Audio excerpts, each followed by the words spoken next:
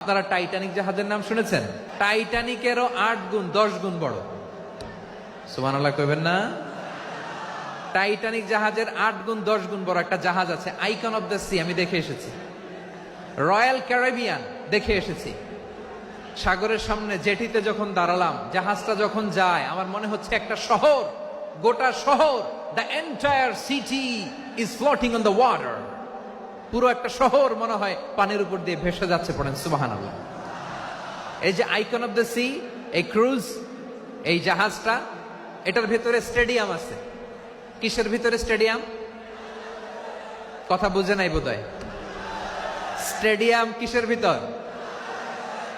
Swimming pool আছে, shopping mall আছে, restaurant আছে, ক্লাব আছে, 3000 4000 রুম বিশিষ্ট, কক্ষ বিশিষ্ট হোটেল আছে। এই সবগুলোর নিয়ে এগুলো চলে।